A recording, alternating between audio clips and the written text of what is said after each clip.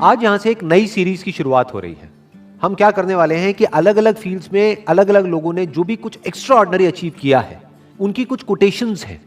उन कोटेशंस के थ्रू हम उनकी थॉट प्रोसेस को समझने की कोशिश करेंगे कि वो किस तरीके से सोचते थे, ऐसा क्या था उनकी सोच में जिसकी वजह से वो कुछ एक्स्ट्रा ऑर्डिनरी अचीव कर पाए। तो आज शुरुआत होने वाली है एल्बर्ट आइंस्टाइन से। लेकिन अगर आप लोग जो मुझे अभी वीडियो में देख रहे हैं, आप चाहते हैं कि कोई पर्टिकुलर पर्सन है जिनकी कोटेशंस की हम डेप्थ में जाएं और उनकी थॉट प्रोसेस को समझने की कोशिश करें, तो आप नीचे कमेंट सेक्शन में बता सकते हैं और मेरे आने वाले सेशंस में मैं एक एक करके उनको कवर करता चला जाऊंगा। तो जो पहली कोटेशन है एल्बर्ट आइंस्टाइन की, वो है everybody is a genius, but if you जज a fish by its ability to climb a tree, it will live its whole life believing that it is stupid.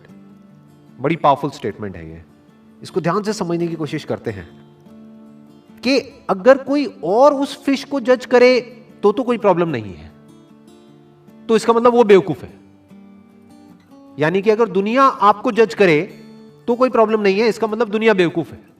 But अगर वो मछली खुद अपने आप को जज करने लग जाए इस बेस पे कि देखो मैं पेड़ पर नहीं चढ़ सकती तो मैं बेवकूफ हूं, तो वो बेवकूफ है। हर एक की कोई ना कोई एबिलिटी होती है। जैसे सचिन तेंदुलकर है, उनकी अपनी एक एबिलिटी है। एल्बर्ट आइंस्टाइन है, उनकी अपनी एक एबिलिटी है। अगर एल्बर्ट आइंस्टाइन को बैट दे दिया जाए तो वो कैसे लगेंगे? लोग हंसेंगे। या अकाउंट्स में डाल दिया जाता तो क्या होता? जबरदस्ती उनको चार्टर्ड अकाउंटेंट बना दिया जाता तो क्या होता? क्या वो कभी भी ऐसा कुछ अचीव कर पाते जो उन्होंने अचीव किया? No doubt he was a genius. But वो जीनियस क्यों थे? क्योंकि उन्होंने वही किया जो उनकी नेचुरल इंक्लिनेशन थी। जैसे कि एक मछली है, अगर उसको बोला जाए कि पानी में तैरो, तो वो पानी में बहुत तरीके से तैर सकती है। ऐसा कुछ कर सकती है कि जो देखने वाले हैं दे विल बी मेस्मराइज्ड। वो कहेंगे कि यार ये कैसे हो सकता है। जिसको पानी के अंदर तैरना नहीं आता है और वो उसको देखेगा मछली को, तो वो क्या कहेगा? ये मछली जीनियस है। तो इस तरह से पहले हमको समझना पड़ेगा कि हमारा पर्सनैलिटी टाइप क्या है, और जब हम अच्छे तरीके से समझ जाएंगे और फिर एक्ट करेंगे, then sky is the limit.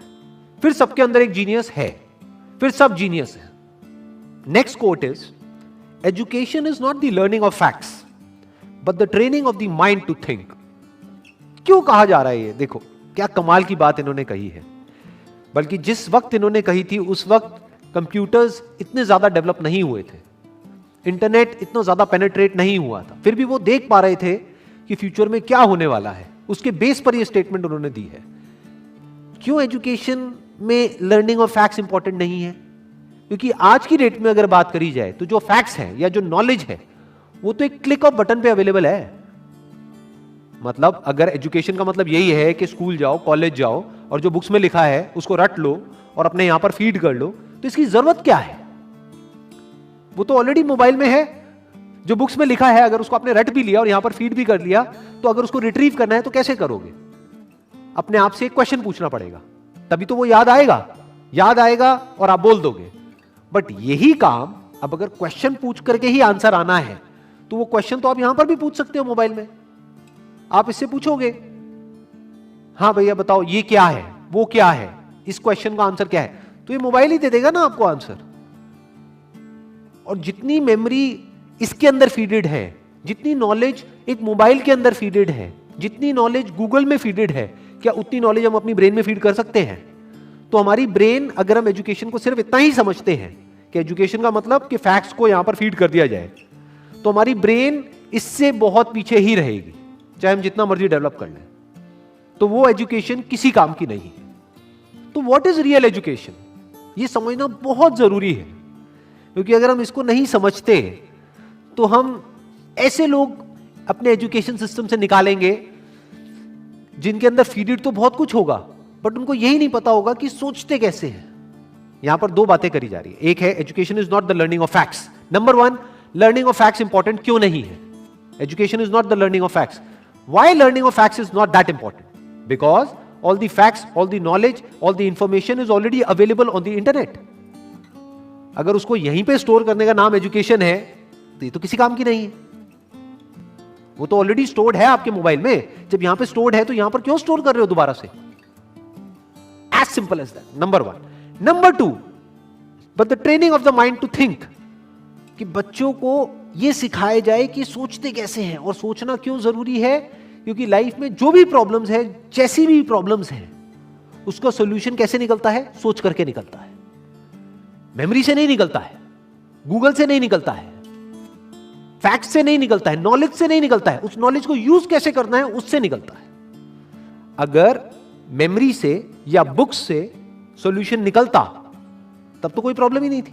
किसी को पैसा कमाना है, इतनी सारी बुक्स हैं, पढ़ लो, निकल गया सॉल्यूशन। उससे नहीं निकलता है।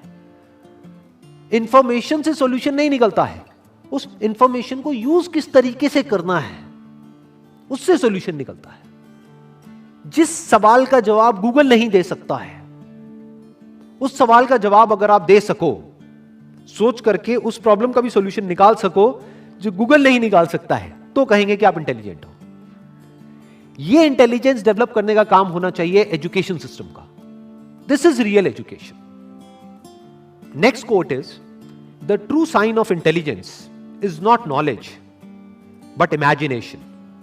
नॉलेज के बेस पे जो पास्ट में हो चुका है उसको हम रिपीट तो कर सकते हैं, लेकिन कुछ भी नया क्रिएट नहीं कर सकते जब तक कि इमेजिनेशन ना हो।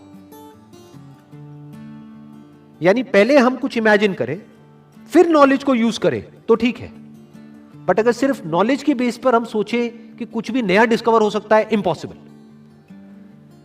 नॉलेज के बेस पर हम गोल गोल गोल गोल एक पैटर्न में घूम सकते हैं कि जो हो चुका है उसको रिपीट कर सकते हैं। फॉर एग्जाम्पल, यहां पर एक बल्ब है, तो इस बल्ब को बनाने की एक नॉलेज है हमारे पास में, तो उस नॉलेज से क्या हो सकता है, और बल्ब्स बन सकते हैं। एक फैक्ट्री बन सकती है, उस फैक्ट्री में और बल्ब्स को प्रोड्यूस किया जा सकता है। और एक ऐसा भी टाइम था जब कोई बल्ब नहीं था, देयर वाज नो बल्ब। तो बल्ब कहां से आया? क्या नॉलेज से आया? जो भी ह्यूमैनिटी की नॉलेज थी हजारों साल की, क्या वहां से आया वो बल्ब? बल्ब कहां से आया? इमेजिनेशन से आया। किसी ना किसी ने सोचा, यानी वो बल्ब कहीं नहीं था, किसी बुक में नहीं था, इस दुनिया में नहीं था, कहीं नहीं था, किसी के माइंड में था। उसने सोचा कि अच्छा ऐसा भी कुछ हो सकता है, और उसके ऊपर काम करना शुरू कर दिया। तो क्या हुआ? वो इमेजिनेशन रियलिटी बन गई। इनफैक्ट अगर हम अपने आसपास में देखें, इस दुनिया में कुछ भी, एक सुई से लेकर के एक एरोप्लेन तक, सब कुछ आज रियलिटी है। आज वो नॉलेज के फ्रेमवर्क में है। आज हमारे पास में नॉलेज है कि सुई कैसे बनानी है, एरोप्लेन कैसे बनाना है। We have knowledge of producing it, we have knowledge of running it, we have knowledge of creating it. But एक टाइम पे वो सब क्या था? वो इमेजिनेशन था, सब इमेजिनेशन था। जब इमेजिनेशन रियलिटी में कन्वर्ट हो जाती है तो वो नॉलेज हो जाती है, फिर उसको रिपीट किया जा सकता है। तो दैट इज कन्वीनियंट, बट वहां पर कुछ भी नया डिस्कवर नहीं हो सकता है। कुछ भी नया डिस्कवर करना है तो यू नीड इमेजिनेशन। जैसे एक तरफ से व्हील डिस्कवर हो गया, एक तरफ से लगेज डिस्कवर हो गया, अब यहां पर इमेजिनेशन की जरूरत है। क्या लगेज उठाने में दिक्कत आ रही है? व्हील है, व्हील लेकिन बड़ा है, तो अगर इस व्हील को छोटा कर दिया जाए और उस लगेज के नीचे फिट कर दिया जाए तो क्या होगा? ये इमेजिनेशन है। This is the difference between imagination and reality. यानी कि अगर इसको हम अपनी लाइफ से रिलेट करें तो जो भी हमारी जो करंट सिचुएशन है या जो भी कुछ आज तक हमारे साथ में हुआ है, वो सब क्या है? नॉलेज है, फैक्ट्स है। हो सकता है वो फैक्ट्स या जो हमारी रियलिटी है वो ये कह रही है कि हम लाइफ में कुछ कर ही नहीं सकते, बट इमेजिनेशन यहां पर क्या कर सकती है? इमेजिनेशन यहां पर अगर हमारे अंदर है तो हम इमेजिन कर सकते हैं कि फ्यूचर में इस रियलिटी को बदला जा सकता है। हम अपने लिए एक नया फ्यूचर इमेजिन कर सकते हैं based upon the resources that we have, based upon the knowledge that we have. उस नॉलेज को, उस इंफॉर्मेशन को, उन रिसोर्सेज को यूज करके हम अपनी इमेजिनेशन को सच कर सकते हैं। तो इसलिए कहा जा रहा है कि इमेजिनेशन इज रियल इंटेलिजेंस, क्योंकि नॉलेज को तो एक रोबोट भी रिपीट कर सकता है। तो रोबोट को हम आर्टिफिशियल इंटेलिजेंस तो कह सकते हैं, रियल इंटेलिजेंस नहीं कह सकते। यानी कि कोई प्रोडक्ट है, वो बनाना है, तो वो तो मशीन्स भी क्रिएट कर सकती है और करती ही है। एक रोबोट भी बना सकता है, लेकिन कुछ ऐसा है जो रोबोट नहीं कर सकता। जो हम ही कर सकते हैं। That is real intelligence, that is human intelligence. तो ये कुछ कोटेशंस थी एल्बर्ट आइंस्टाइन की, जिसको आज हमने डीपली समझने की कोशिश करी है।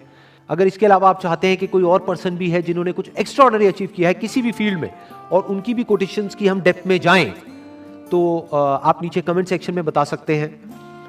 तो मेरे आने वाले सेशंस में मैं एक एक करके उनको कवर करता चला जाऊंगा। Wish you all the very best. Thank you so much.